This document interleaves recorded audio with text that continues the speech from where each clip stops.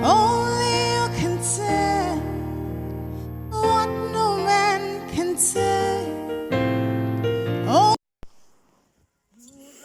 Bonjour, bonsoir, bien-aimés dans le Seigneur, selon l'endroit ou le lieu où vous nous suivez en ce moment. Nous sommes l'Église universelle de Dieu, l'Église pour tous, basée en France, avec notre maison mère à Roubaix et nos branches à Paris, Strasbourg et Cape Town en Afrique du Sud. Soyez bénis. Nous allons, bien-aimés dans le Seigneur, parler de notre 58e leçon cet après-midi. Nous allons parler de l'apparition de l'Antéchrist et surtout de la résurrection des morts. N'oublions pas que nous sommes dans notre grand chapitre qui parle de l'eschatologie, qui parle de l'eschatologie, le temps de la fin, et nous sommes en train de démontrer, bien-aimés, comment cela se passera. Avant cela, nous allons prier et nous allons rappeler à chaque fois, comme nous le rappelons, que notre objectif, c'est d'équiper les hommes de Dieu que nous sommes en train de former avant de les lancer dans la moisson, parce que nous voulons éviter des bavures, nous voulons éviter des bévues. Voilà pourquoi nous donnons tous ces cours afin qu'ils ne changent pas de doctrine, afin qu'ils prêchent la vraie doctrine de la Bible sans dévier, pour éviter justement des désastres dans l'Église, corps du Christ. Tendre Père, nous te rendons grâce, nous te bénissons, nous te recommandons ce moment dans le nom puissant de Jésus. Daigne, Père de gloire, manifester ta puissance dans la compréhension de la parole auprès de tous ceux qui vont écouter le son de ta voix au travers ton humble serviteur, le pasteur Victor Makonda. Au nom puissant et glorieux de notre Sauveur et Seigneur Jésus-Christ, nous t'invitons, cher ami Saint-Esprit, viens, parlons ensemble, car seuls nous ne pouvons rien et je ne suis rien. Voilà pourquoi nous faisons appel à toi, le meilleur enseignant, dans le puissant et glorieux de notre Sauveur et Seigneur Jésus-Christ, nous disons Amen. Bien-aimés dans le Seigneur, aujourd'hui nous allons donc parler de notre 58e leçon. Notre 58e leçon va parler, bien-aimés dans le Seigneur, de la résurrection des morts. Mais avant cela, nous allons réviser vite fait ce de quoi nous avions parlé la fois passée.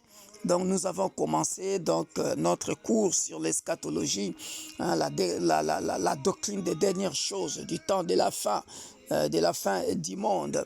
Et là, nous avions dit beaucoup de choses.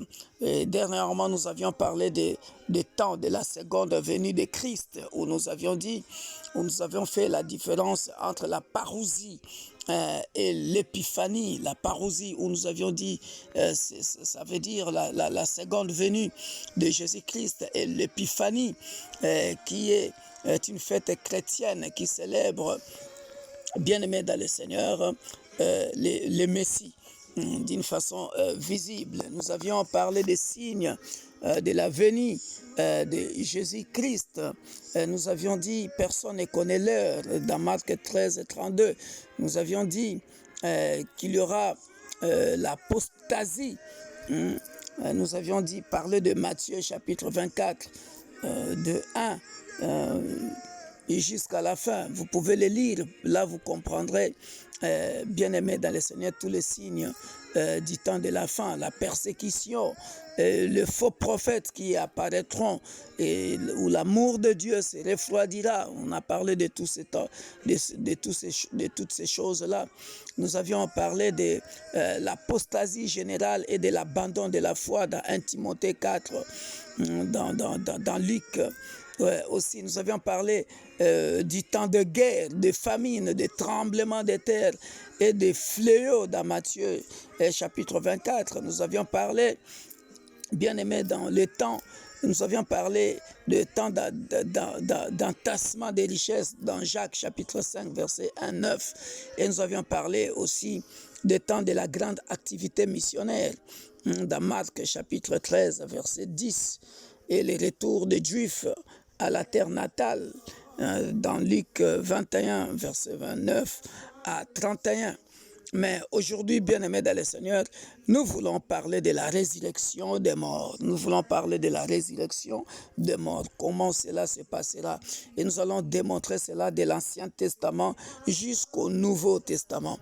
Nous allons expliquer comment la résurrection se passera et les temps de résurrection. Nous allons démontrer tout cela afin que vous soyez équipés sur cet enseignement et savoir aussi démontrer à vos assemblées, les assemblées que vous tiendrez un jour, savoir parler du temps de la fin selon l'ordre de la résurrection, comment cela se fera, le temps de la résurrection, démontrer aux gens que la résurrection, comme la Bible dit, l'Ancien Testament, c'est l'ombre des choses à venir. Vous verrez que on parle de la résurrection déjà depuis depuis l'Ancien Testament et jusqu'au Nouveau Testament. Voilà. Mais avant cela, bien-aimés dans le Seigneur, nous allons faire l'introduction sur l'apparition de l'Antéchrist. Autrefois, j'avais promis que je parlerais brièvement de l'Antéchrist. Alors, l'Antéchrist apparaîtra. Nous le voyons dans Apocalypse chapitre 10. Apocalypse chapitre 17, verset 12. Alléluia. Je rappelle toujours que l'Apocalypse, c'est le livre de notre frère Jean. Le même Jean qui a écrit le livre de Jean parmi les disciples. C'est le même Jean qui a écrit le livre de 1 Jean, 2 Jean, 3 Jean. C'est le même qui a écrit aussi le livre de Apocalypse. Jean, le fils de Zébédée, qui était disciple de Jésus-Christ. Parce que beaucoup de gens me posent souvent cette question. Est-ce que c'est le même Jean qui a écrit Apocalypse? Parce qu'il y en a qui disent que ce n'est pas le même Jean. Mais je vous confirme que c'est le même Jean qui a écrit l'évangile selon Jean, qui a écrit le premier épître de Jean, deuxième épître de Jean, troisième épître de Jean, et il a écrit le livre de l'Apocalypse. Alors, l'Antéchrist, dans Apocalypse chapitre 17, verset 12, c'est là que nous verrons, bien aimés dans le Seigneur, l'Apocalypse représente comment cela apparaîtra.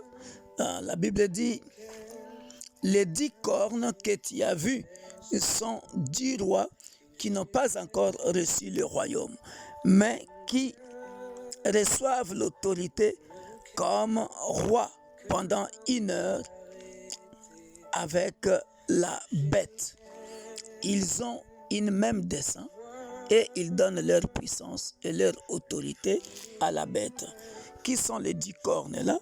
Les 10 cornes-là, bien-aimés dans le Seigneur, représentent tout simplement les 10 nations, c'est-à-dire la communauté économique européenne.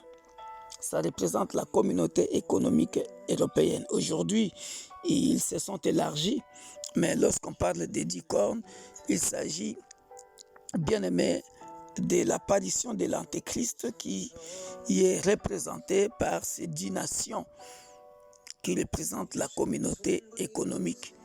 Voilà. Pourquoi j'ai dit cela? Pour ceux qui ne connaissent pas l'explication, je l'ai dit clairement, on dit ici, ce sont des rois qui n'ont pas encore reçu le royaume, mais qui reçoivent autorité comme roi pendant 1 heure avec la bête. Vous avez vu ça, bien-aimés dans le Seigneur, lorsque nous vivons aujourd'hui ce que nous appelons l'ordre mondial. Qui sont ceux-là qui appartiennent à l'ordre mondial?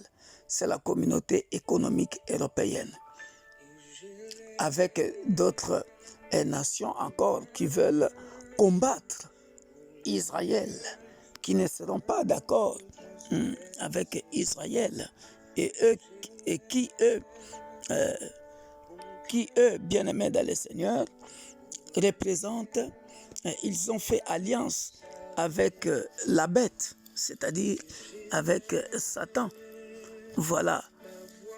Chaque fois qu'on parlera de l'Antéchrist, rappelez-vous de la communauté économique européenne. Ce sont des gens qui ont fait un pacte avec le diable. Ils vont vouloir diriger le monde à leur façon. Donc ça, c'est pour votre formation, pour que vous le sachiez. Parce que ces gens-là, ils combattront contre l'agneau. Et l'agneau le vaincra. Parce qu'il est le Seigneur des seigneurs et le roi des rois. Et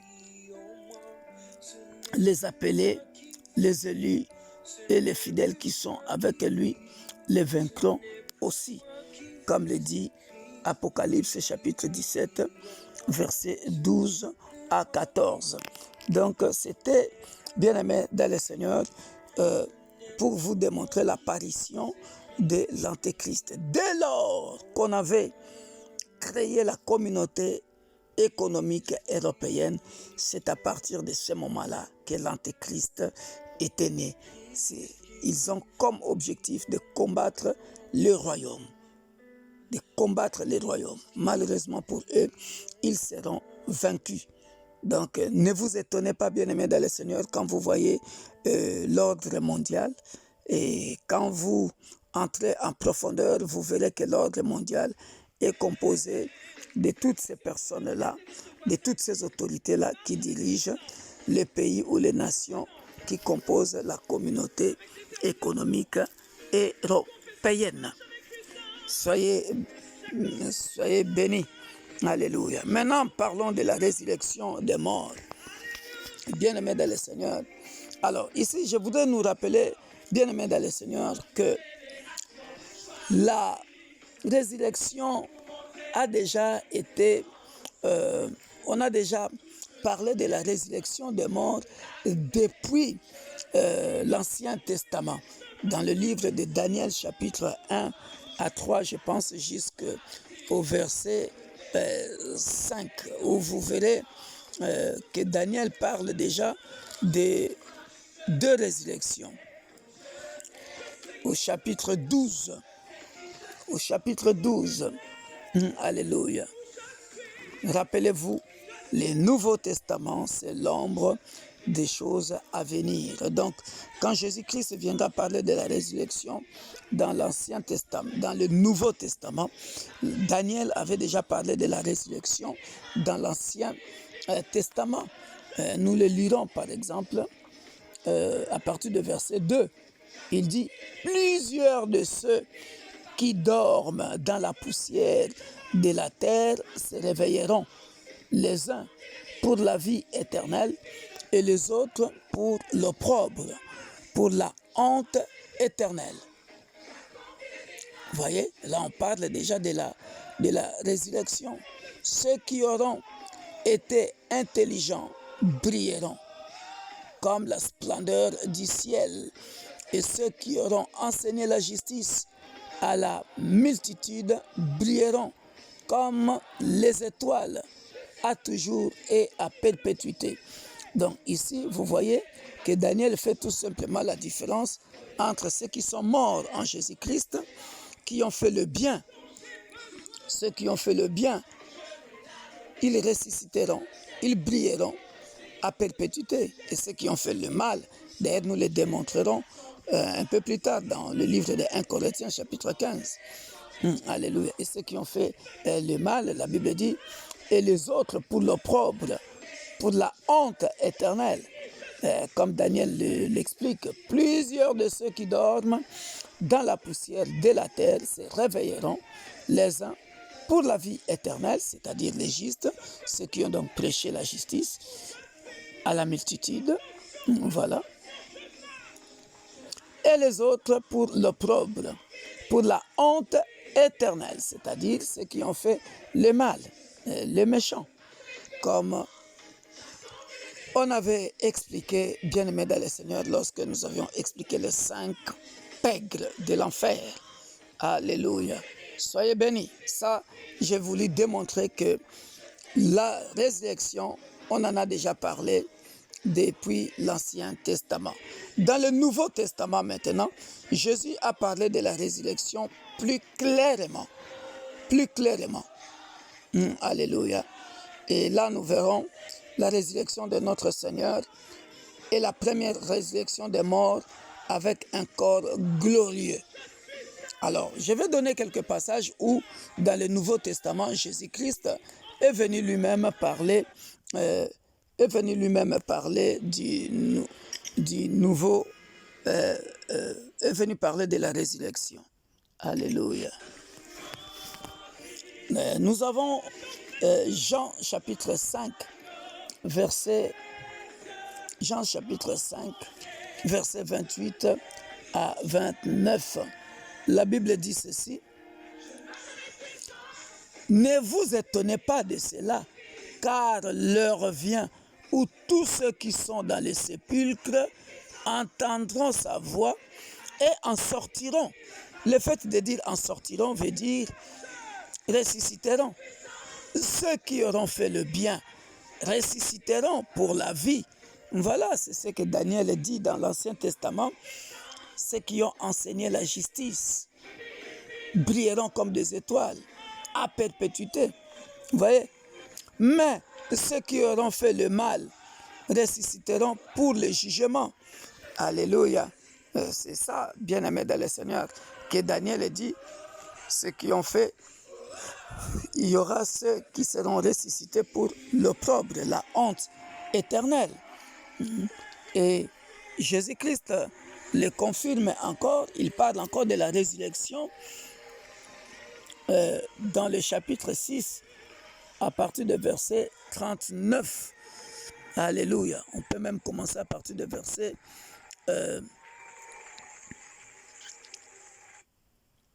on peut même commencer à partir du verset 36. Jean chapitre 6, verset 36. Mais je vous l'ai dit, vous m'avez vu et vous ne croyez point. Tout ce que le Père me donne viendront à moi et je ne mettrai pas dehors celui qui vient à moi, car je suis descendu du ciel pour faire non ma volonté, mais la volonté de celui qui m'a envoyé. Or, la volonté de celui qui m'a envoyé, c'est que je ne perde aucun de tout ce qu'il m'a donné, mais que je le ressuscite au dernier jour. Vous voyez, j'ai pris tous ces passages qui sont toujours en train de parler de l'eschatologie, c'est-à-dire du temps de la fin. Mais ici, on a choisi un chapitre spécifique qui est en train de parler tout simplement de la résurrection. Et Jésus-Christ ici confirme que je le ressuscité au dernier jour. La volonté de mon Père, c'est que quiconque voit le Fils et qui croit en lui ait la vie éternelle, et je le ressusciterai au dernier jour. Alléluia.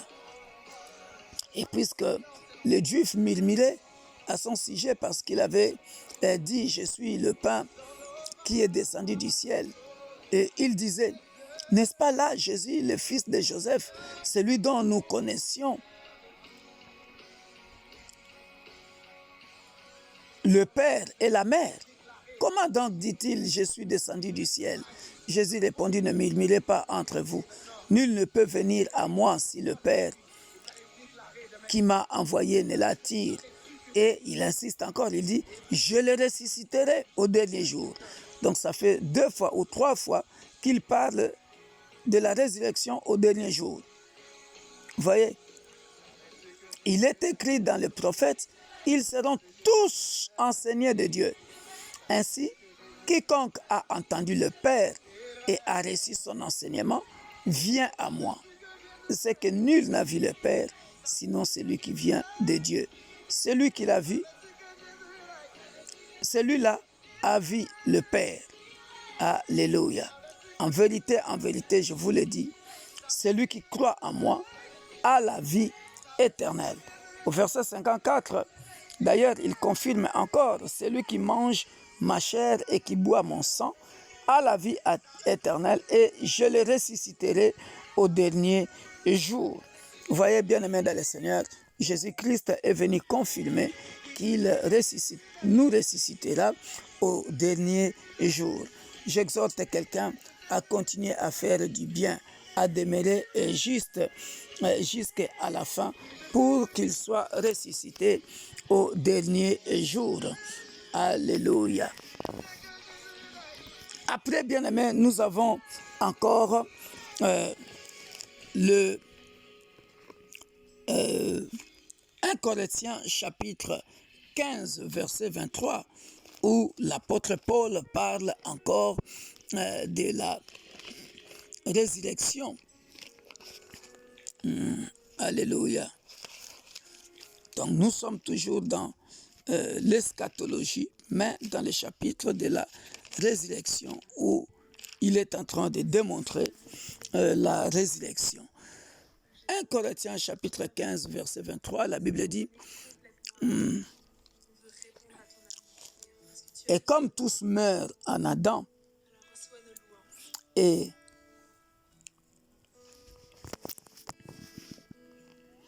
de même aussi tous revivront en Christ. » Or, quand il dit revivront, on parle déjà de la résurrection.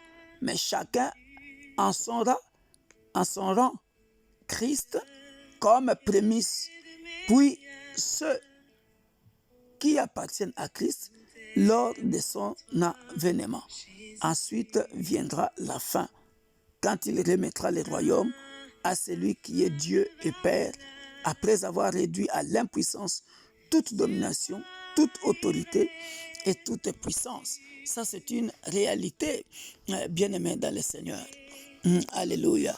Quand on dit la résurrection de notre Seigneur est la première résurrection des morts, avec un corps glorieux, on peut commencer à partir de verset 20 pour voir l'ordre de la résurrection. 1 Corinthiens chapitre 15. On commence à partir de verset 20 pour voir l'ordre de la résurrection. Il dit, mais maintenant, je lis bien le verset 20, mais maintenant, Christ est ressuscité des morts. Il est le prémisse de ceux qui sont morts. C'est-à-dire, c'est d'abord Jésus-Christ qui est ressuscité. Avant lui, il n'y avait personne qui était ressuscité. Non. C'est d'abord Jésus-Christ qui a montré la voie à la résurrection. D'ailleurs, il avait dit en parabole. Il avait dit en parabole quand il disait aux pharisiens que quand il parlait de sa mort, il disait le Fils de l'homme mourra, mais après 3 jours, il ressuscitera. Mais il le disait en parabole, il dit, je vais détruire ce temple et je le rebâtirai. Et dans 3 jours, il parlait tout simplement de sa mort. Voilà. Et personne avant Jésus-Christ était mort et ressuscité. La Bible dit, même maintenant Christ est ressuscité des morts. Il est le prémisse de ceux qui sont morts. C'est-à-dire, quand on dit les prémices, c'est-à-dire Jésus est le premier. Prémisse, c'est-à-dire le premier de ceux qui sont morts. Car puisque la mort est venue par un homme, c'est aussi par un homme qui est venu la résurrection des morts. La mort est venue par qui? Par Adam. Donc, mais la résurrection, c'est aussi par un homme qu'est venue la résurrection des morts. Quel est cet homme-là? C'est Jésus. Voilà pourquoi il dit, et comme tous meurent en Adam, de même aussi tous revivront, c'est-à-dire ressusciteront en Christ, qui est le premier à être ressuscité. Donc, je vais recommencer à partir du verset 20 pour bien vous expliquer ça. Mais chacun en son rang. Christ comme prémisse, c'est-à-dire le premier, puis ceux qui appartiennent à Christ, c'est-à-dire ceux qui sont morts en Christ, qui ne connaîtront pas le jugement lors de son avènement. Ensuite viendra la fin. Alléluia. Gloire soit rendue à notre Dieu. Alléluia. Maintenant, bien-aimés dans le Seigneur, nous continuons toujours de parler de la résurrection. Nous allons voir ça aussi dans Apocalypse chapitre 20, verset 12. Hein? Là-bas, c'est beau. Dans Apocalypse chapitre 12, je rappelle que Apocalypse a été écrit par l'apôtre Jean, qui a écrit l'évangile selon Jean, qui a écrit l'évangile selon Jean. Apocalypse chapitre 12, chapitre 20, pardon, verset 12. Et je vis les morts, les grands et les petits qui se tenaient devant le trône. Des livres furent ouverts et un autre livre fut ouvert, et celui qui est le livre de vie. Et les morts furent jugés selon leurs œuvres, d'après ce qui était écrit dans ces livres. Alléluia. Ici, on parle encore du temps de la fin, bien-aimés dans le Seigneur, quand on parle des morts, c'est-à-dire ceux qui sont morts et qui sont ressuscités. Et parmi eux les grands, c'est-à-dire les grands de ce monde, les rois, les prophètes, tout ça là, et les petits, les grands, les riches, les rois, les petits, qui se tenaient devant le trône. Des livres furent ouverts et un autre livre fut ouvert, celui qui est le livre de vie. Et les morts furent jugés selon leurs œuvres, d'après ce qui était écrit dans ces livres. Alléluia. Et ça, selon leurs œuvres. Selon leurs œuvres, rappelez-vous de 1 Corinthiens, de 2 Corinthiens chapitre 5, et aussi 2 Corinthiens chapitre 5, bien-aimés dans le Seigneur.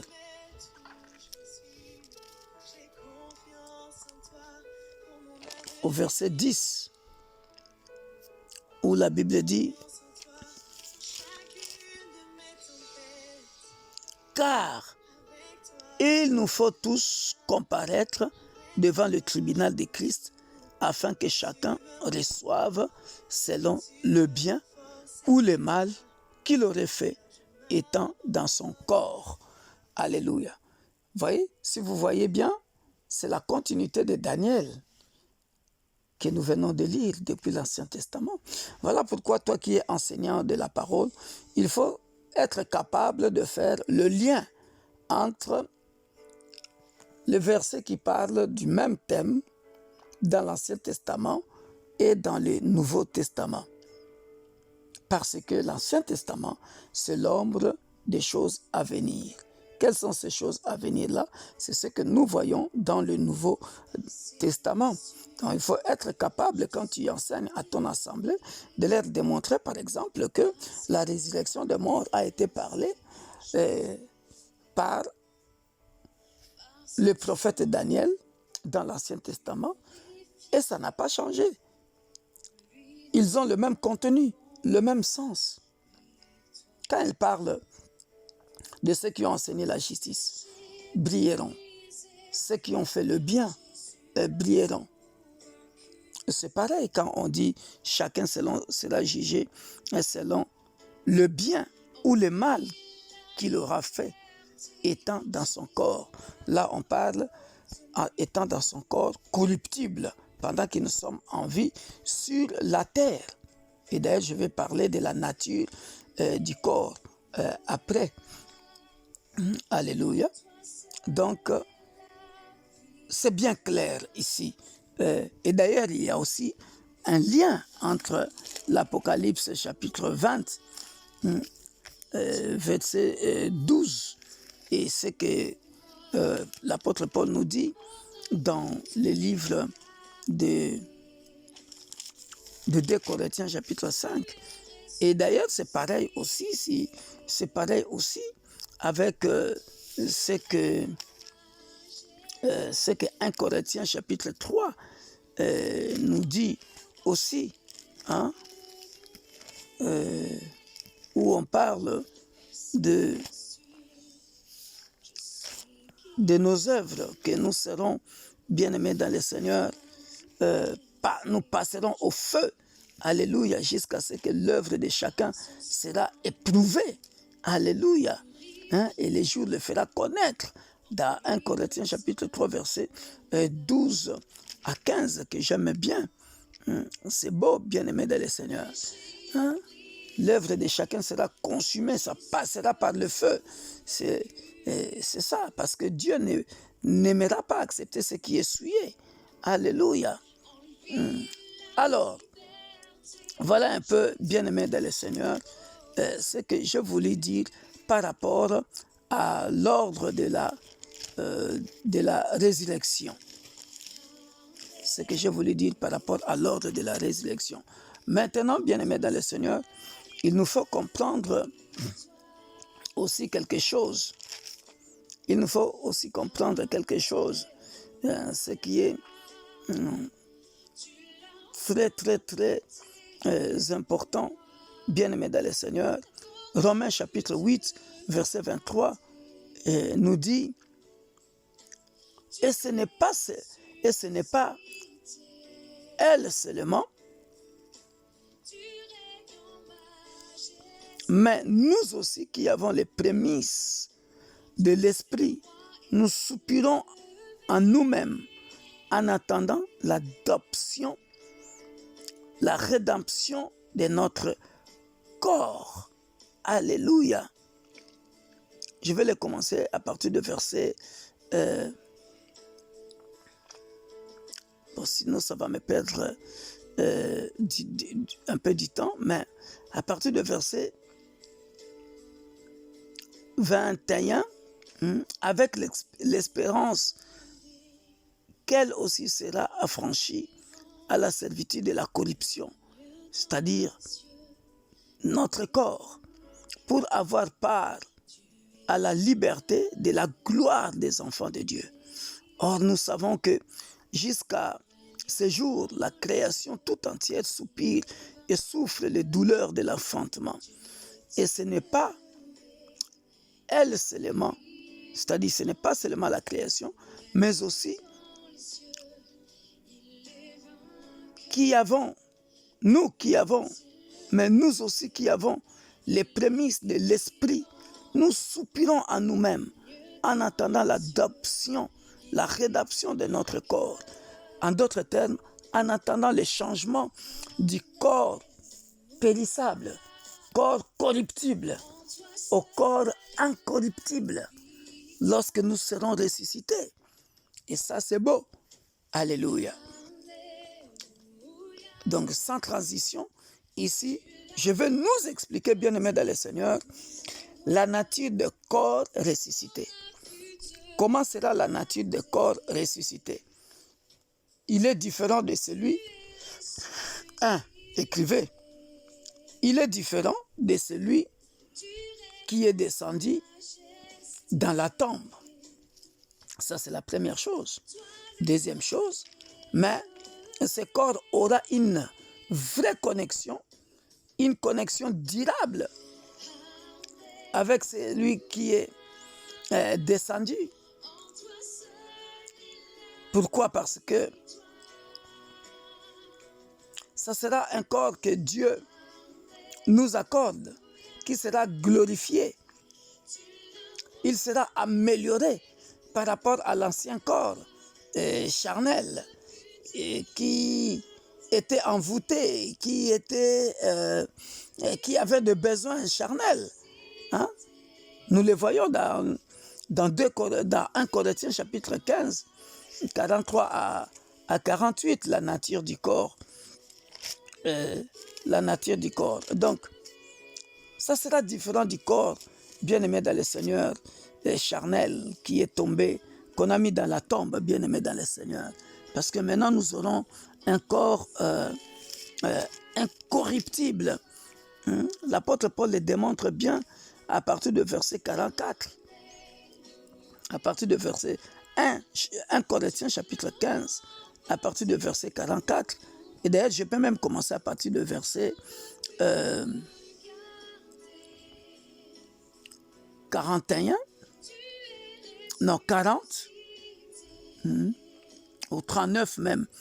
Toute chair n'est pas la même chair, mais autre est la chair des hommes, autre celle des quadrupèdes, autre celle des oiseaux, autre celle des poissons. Il y a aussi des corps célestes et des corps terrestres, mais autre est l'éclat des corps célestes, autre celui des corps terrestres. Ce sont des passages à souligner, bien-aimés dans le Seigneur. Ainsi en est-il de la résurrection des morts. Oh, bien-aimés dans le Seigneur, c'est beau de mourir en Jésus-Christ. Alléluia. Ainsi en est-il de la résurrection des morts. Le corps est semé corruptible, il est ressuscité. Il ressuscite incorruptible. C'est ce que je disais quand j'explique la nature des corps ressuscités. Il est différent de celui qui est descendu de la tombe. Celui qui est descendu de la tombe était corruptible. Mais celui qui ressuscite est incorruptible. Il est semé méprisable. Il ressuscite glorieux. Il est semé infirme. Soulignez tout ça. Il est semé infirme. Il ressuscite plein de force. Je peux donner l'exemple de Paul, ou des lépreux, ou de tous ceux-là qui étaient malades, mais qui ont accepté Jésus-Christ comme Sauveur et Seigneur. Ils ressusciteront glorieux. Paul avait une écharde, mais bien-aimé dans le Seigneur, lorsqu'il sera ressuscité, son corps sera plein de force. Il est semé infirme, il ressuscite plein de force. Il est semé corps naturel, il ressuscite corps spirituel. S'il y a un corps naturel, il y a aussi un corps spirituel. C'est pourquoi il est écrit, le premier homme, Adam, devint une âme vivante. Le dernier Adam est devenu un esprit vivifiant, c'est-à-dire Jésus-Christ. Alléluia. Mais ce qui est spirituel n'est pas le premier. C'est ce qui est naturel. Ce qui est spirituel vient ensuite.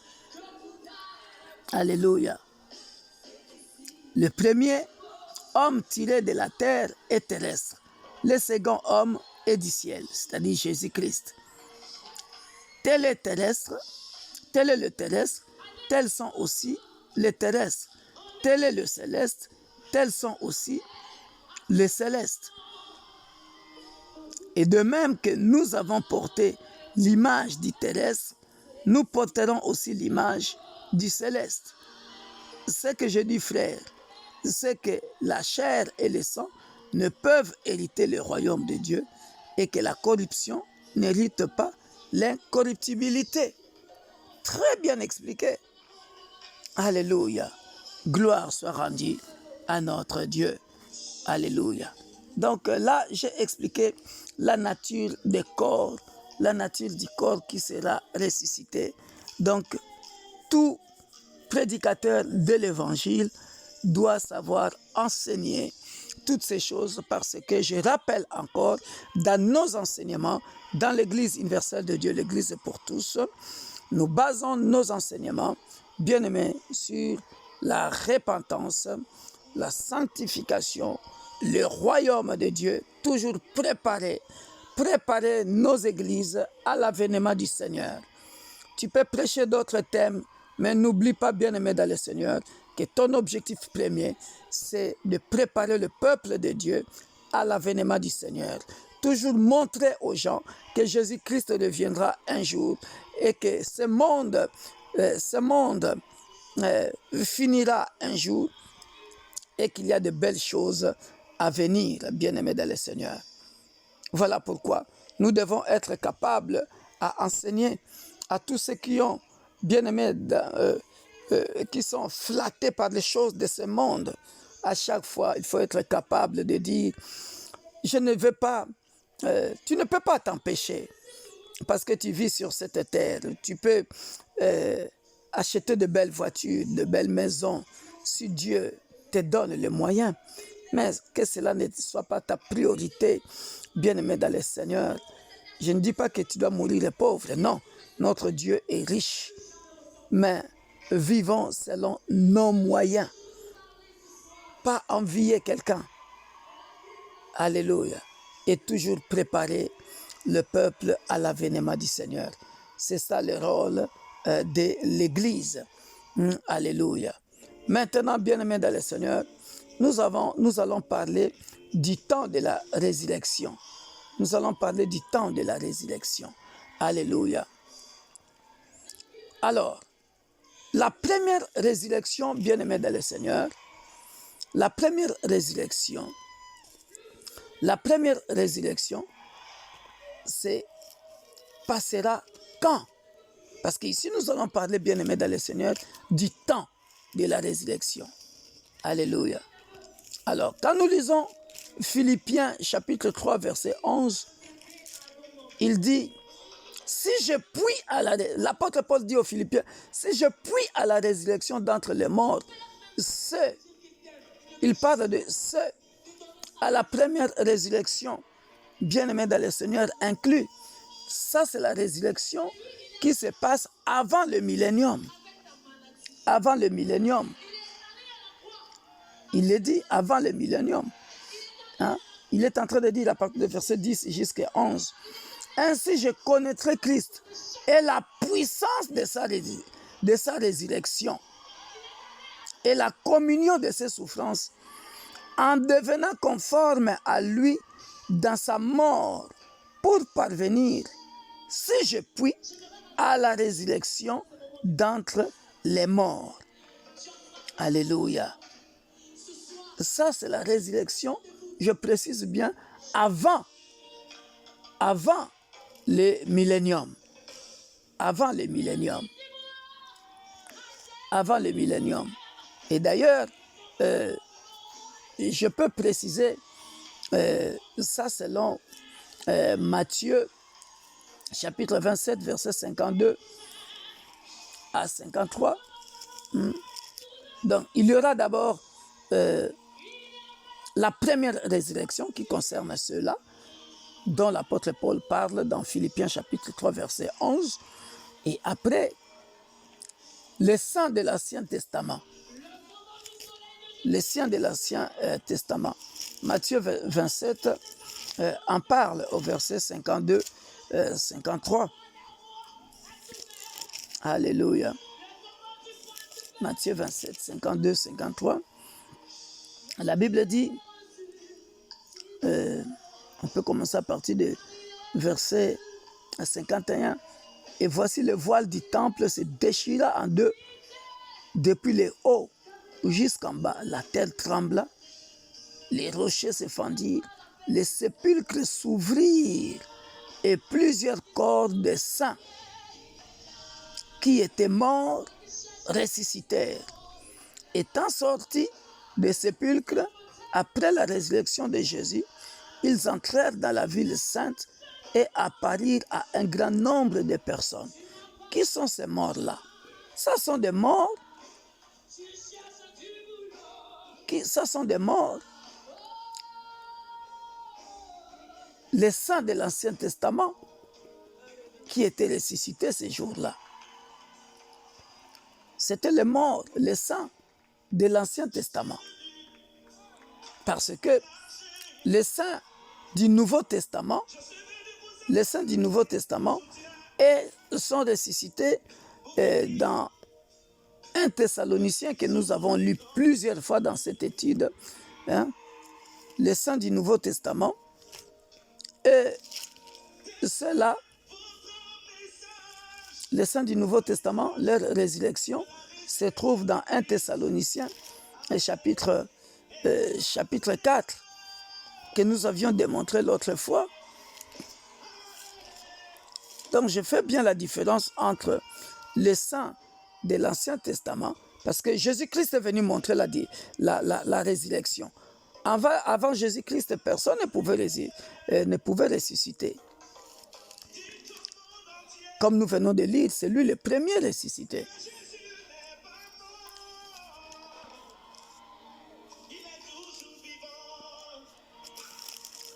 Donc nous les connaissons tous.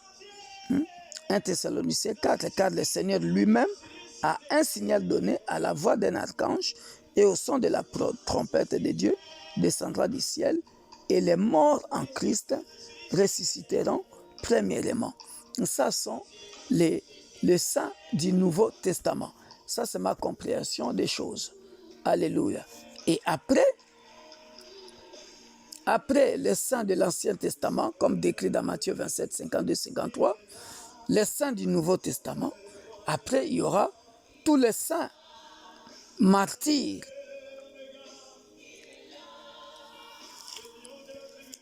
Les saints martyrs, selon Apocalypse chapitre 20, versets 4 et 6, ceux qui sont, comme Daniel le disait, ceux qui ont enseigné la parole de Dieu, ceux qui ont enseigné la justice.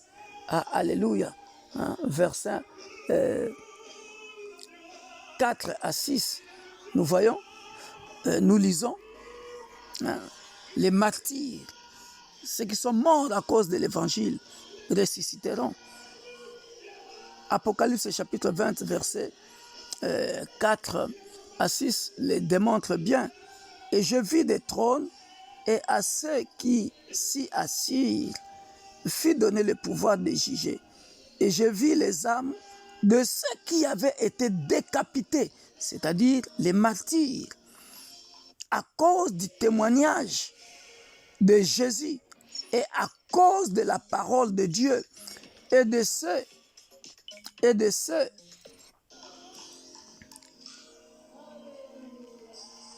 qui n'avaient pas adoré la bête ni son image et qui n'avaient pas reçu la marque sur leur front ni sur leurs mains.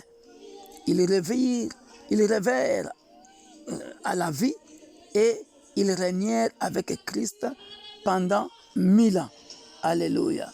Voilà pourquoi, bien-aimé dans le Seigneur, toi, enseignant de la parole, tu dois connaître toutes ces choses, être capable de démontrer le temps de la résurrection, comment cela se passera.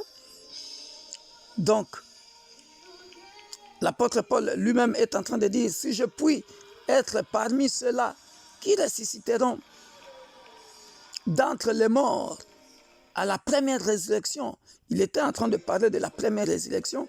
Donc voilà pourquoi il faut savoir qu'il y aura d'abord les saints de l'Ancien Testament qui ressusciteront, selon Matthieu chapitre 27, 52, 53. Après les saints du Nouveau Testament, selon 1 Thessaloniciens chapitre 4, 16 à 17. Et puis il y aura tous les saints martyrs, selon Révélation chapitre 20, versets 4 à 6, que nous venons de lire ici. Bon, moi j'ai dit les martyrs, dans d'autres versions c'est les martyrs. Dans ma version, moi j'utilise Scofield, c'est marqué ceux qui étaient décapités à cause du témoignage de Jésus-Christ et à cause de la parole de Dieu et de ceux qui n'avaient pas adoré la bête. Alléluia. Et après, il y aura les deux témoins. Les deux témoins. Les deux témoins qui seront ressuscités selon Apocalypse chapitre 11, versets 7 à 12. La Bible dit, quand ils auront achevé leur témoignage, la bête qui monte de l'abîme leur fera la guerre, le vaincra et le tuera. et leurs cadavres seront sur la place de la grande ville qu'on nomme symboliquement Sodome et Égypte, là même où leur Seigneur a été crucifié.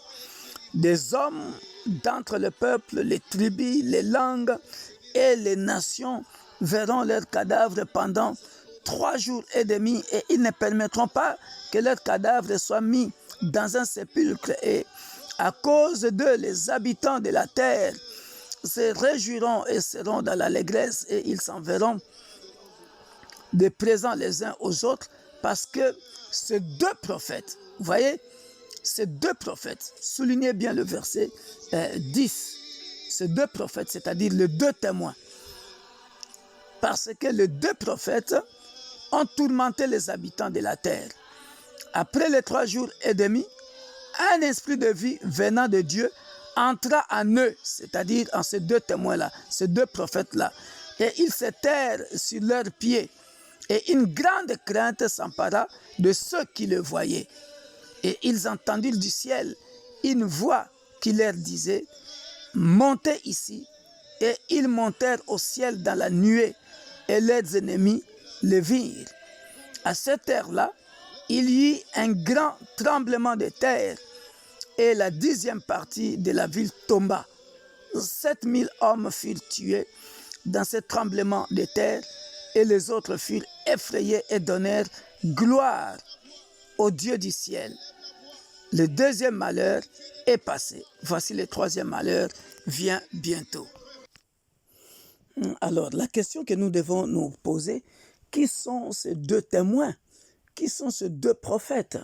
Alors, il y a plusieurs théories. Il y en a qui disent il est possible qu'il s'agisse de Moïse et d'Élie, puisqu'ils ont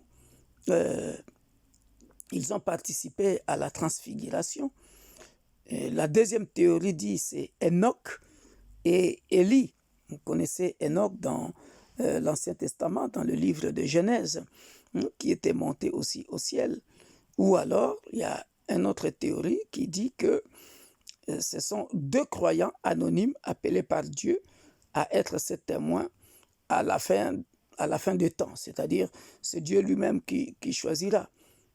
Bon, moi j'ai dit, il est possible que ce soit Moïse et Élie, ou alors, selon les Écritures toujours, parce que bon, dans la transfiguration, Moïse et Élie étaient là. Bon, il est possible aussi que ce soit Enoch. Il est possible que ce soit Enoch, parce que bon, Enoch, c'est quelqu'un qu'on a vu qui est parti aussi au ciel. Et Élie, les 2 seuls hommes de l'histoire à n'être pas passés par la mort. Parce que nous voyons que Enoch était enlevé, Élie aussi était enlevé. Vous connaissez bien l'histoire d'Élie dans 2 Rois, chapitre 2, verset 11, où nous voyons, d'abord j'ai dit Moïse et Élie par rapport à la transfiguration, nous voyons comment ils étaient enlevés au ciel. Enoch n'a pas connu la mort, Élie n'a pas connu la mort. Nous connaissons l'histoire d'Ichar, l'histoire d'Élisée. Et Élie, quand Élie était en train de monter, quand Élisée va demander la double portion, dans 2 Rois, chapitre 2, verset 11, nous voyons comment Élie est en train de monter. Donc, Élie n'a pas connu la mort, vous le savez. Donc, ces 2 prophètes, ces 2 témoins, alors vous et moi, moi je viens de donner mon avis, je pense que ça doit être Moïse et Élie, ou alors Enoch et Élie, ou alors, comme Dieu est souverain, ça peut être 2 témoins parmi la population, 2 appelés comme ça, anonymes, que lui-même, par sa souveraineté, peut choisir pour vivre ce moment-là. Voilà. Donc, c'est ainsi que nous devons comprendre ça, bien-aimés dans le Seigneur. Alléluia. Et voilà, bien-aimés dans le Seigneur, après, il y aura les 144 000 Juifs, selon Apocalypse chapitre 14, versets 1 à 3. Ça, c'est beau. La Bible dit, Pour gagner du temps, je peux lire le verset 3 jusqu'à 5. Nous voyons ici, il chantait un cantique nouveau devant le trône et devant les 4 êtres vivants et le vieillard. Et personne ne pouvait apprendre les cantiques, si ce n'est les 144 000 qui avaient été rachetés de la terre. Donc les 144 000 viennent de la terre. Mon Dieu, oh bien-aimés dans le Seigneur, qui ont été rachetés de la terre. Ce sont ceux qui ne sont pas souillés avec des femmes, qui ne se sont pas souillés avec des femmes. Il y en a sur la terre, bien-aimés dans le Seigneur. Car ils sont vierges.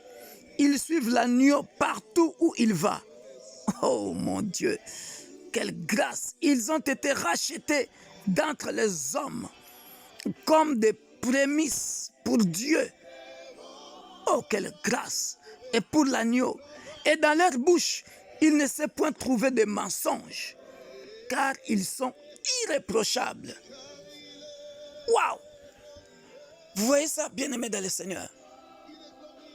Les 144 000 ne sont pas au ciel, hein. Ils sont ici sur la terre, rachetés parmi les vivants. Ils ne sont pas souillés. Et dans leur bouche ne s'est point trouvé des mensonges, car ils sont irréprochables. Et ceux-là, et même les cantiques, écoutez bien, bien-aimés dans le Seigneur, ils chantaient, le verset 3, hein, ils chantaient un cantique nouveau devant le trône et devant les 4 êtres vivants et les vieillards.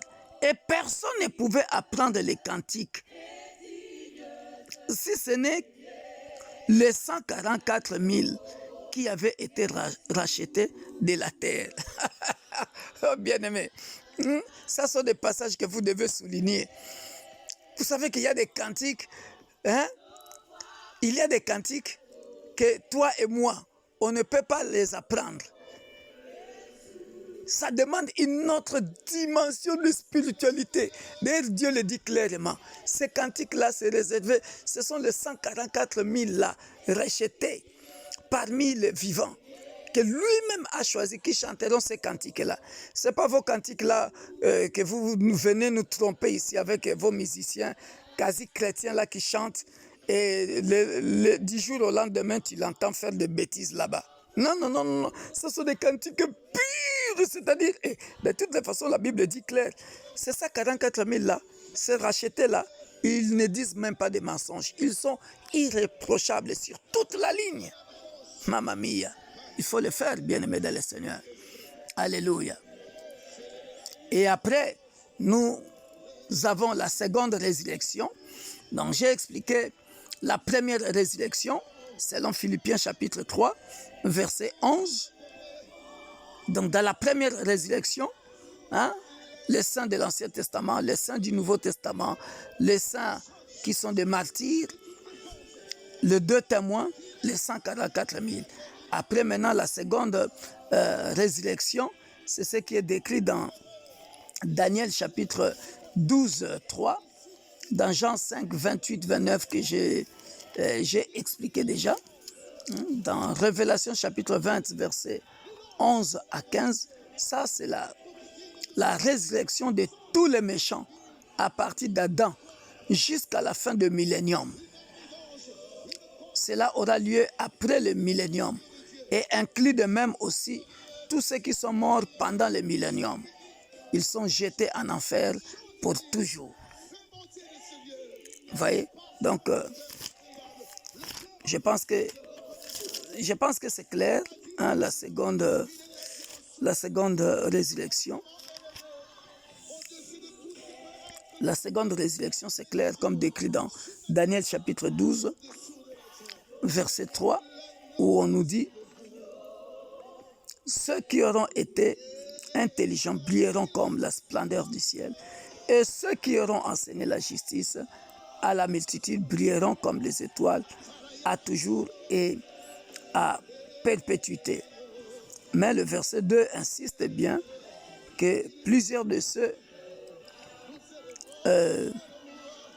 les autres pour l'opprobre, pour la honte éternelle. Voilà le mot que j'ai cherché, pour la honte éternelle. C'est-à-dire, comme j'avais expliqué dans les 5 pègres, alléluia, hein, les derniers jugements, hein, final, où ceux-là, bien-aimés dans le Seigneur, iront dans les temps de feu pour toujours, c'est-à-dire l'antéchrist et les faux prophètes seront jetés à l'étang de feu, bien-aimés dans le Seigneur, pour toujours. Les incroyants seront jetés, bien-aimés, après le grand jugement, c'est-à-dire le grand jugement du trône blanc, le jugement final. Cela, ça sera fini pour eux, pour toujours. Voilà. Donc ça, dans la seconde résurrection, la seconde résurrection. Donc ça sera, bien aimé, c'est la résurrection de tous les méchants à partir d'Adam jusqu'à la fin du millénium. Et aussi, après le millénium, et inclut de même tous ceux qui sont morts pendant le millénium. On va les juger à ce moment-là et ils seront jetés en enfer pour toujours. Voilà, bien-aimés dans le Seigneur, la fin de notre enseignement sur la résurrection des morts. Alléluia. Je pense que j'ai bien expliqué ça et selon l'ordre. Alléluia. Que Dieu vous bénisse. C'était votre humble serviteur, le pasteur Victor Makonda de l'Église universelle de Dieu, l'Église pour tous. Alléluia. Soyez donc bénis, bien-aimés dans le Seigneur. Je pense avoir tout expliqué, la résurrection en détail, pour que vous aussi, vous soyez capables d'enseigner ça au peuple de Dieu. Soyez bénis. Bye bye. Oh.